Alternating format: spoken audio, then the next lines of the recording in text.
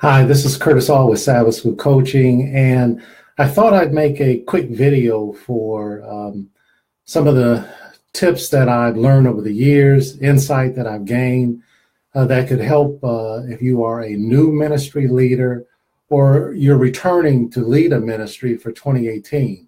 I know many times that people come into positions of ministry leadership and they're really not sure of how to move forward.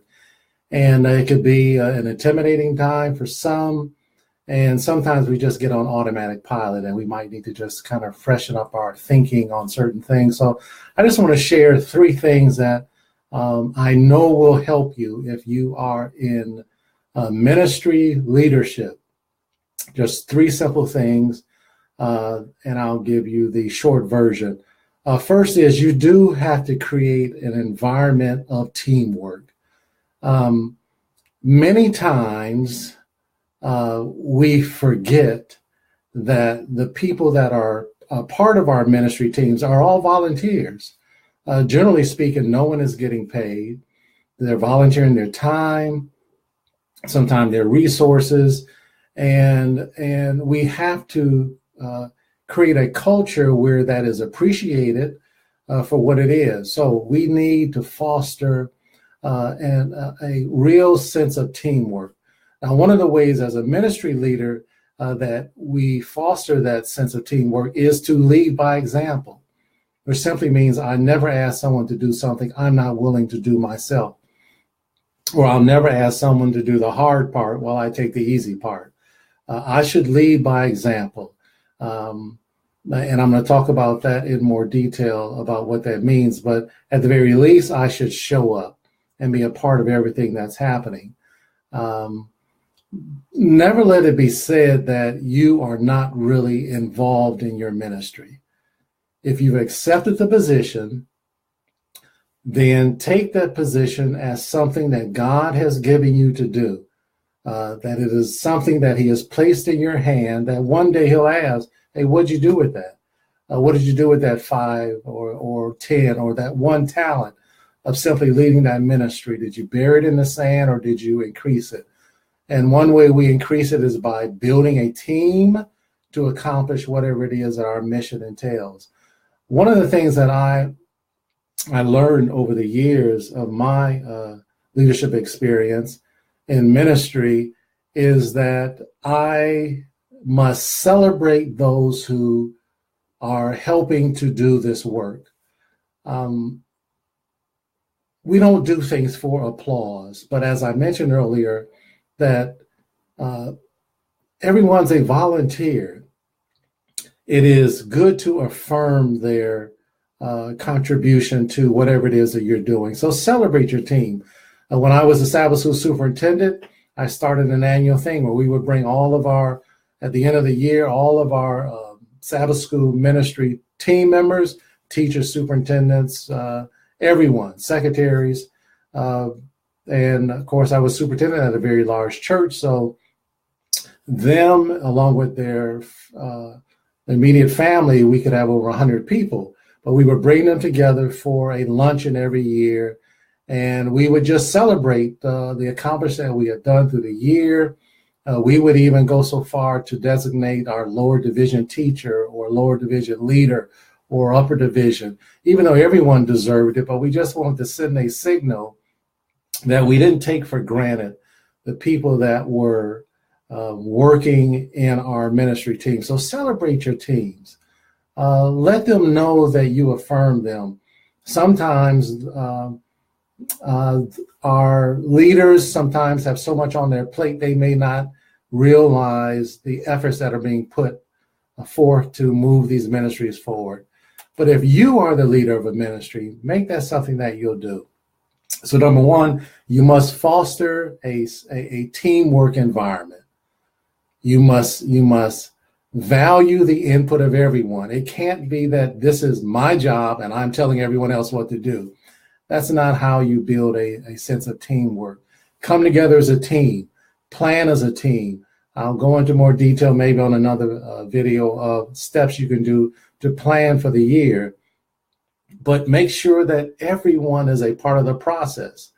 even the less shy or the less or the more shy or the less vocal or the less experienced. Make sure that you get everyone's contribution to show that you value what they bring to the table. So teamwork. The second thing is stay positive. Many times we start out on fire and then we don't get the participation or the support. And it is easy to become jaded or disappointed or discouraged. But as a leader, you must stay positive. And many times that means just biting our tongue. There's things that we could say that we just can't say. We have to stay positive. Not only because of the people that we're trying to minister to, but so that those that are part of our team catch that same spirit. Generally speaking, the spirit of the leader, you'll see it also in the team. After a while, that team takes on the spirit of the leader. So stay positive, no drama. We don't have time for that. Let's work together. Another thing that helps positivity is communicate. Talk to your team. Let everyone know this is what's happening. Make sure everyone's on the same page. Don't ever let it be that just a select few know what's really going on. Everyone's on the same team. If they're like in our Sabbath school, we had certain funds. Well, those funds are public knowledge. So when we want to do something, hey, this is what we have. Let's do it, okay? So stay positive. So the first thing was teamwork. The second thing was positivity. The third is excellence. I don't really care what size church you are. If you are doing something in ministry, it should be done in a spirit of excellence. Many times people say, well, we don't have a lot of resources. Well, with the resources you have, you should be doing it in the spirit of excellence. If you're going to put out a document or a card or a form or a flyer or an announcement or whatever it is, it should be first class. If you don't have the ability to do it, find someone who has the ability to do it. But put out something that's first class, regardless of the size of your church or your ministry. Now, in order to do that, and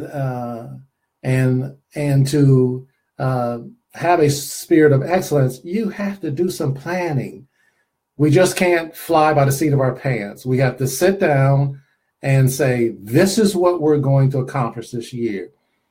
This is how we're going to do it. These are the steps we are going to take to accomplish what we're trying to do. So we have to spend some time planning. Don't just go on automatic pilot. If some of you are new personal ministry leaders or Sabbath school leaders or temperance leaders, whatever it is, sit down and plan. Now, many times we make general statements in our planning. We say, well, we're going to do something to make an impact in the community, or we're going to do something to do A, B, or C, but we're not really specific about it. We should be clear on what it is we're going to do, when we're going to do it, and how we're going to do it. Take some time to plan.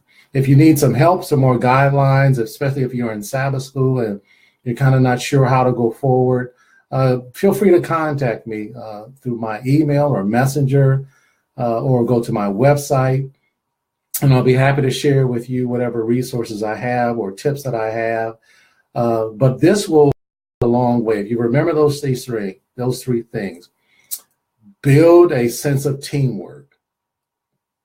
We're all on this team, whatever that means. Support each other. Spend time listening to each other. Stay positive. Stay positive. Even when it gets difficult, stay positive. And the third one is do it in a spirit of excellence. Whatever you're going to do it first class. Think about it. Plan about it.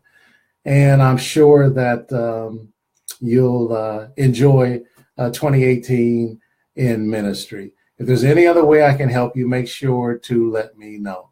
All right, I'm going to check out now, and I'll talk to you a little later.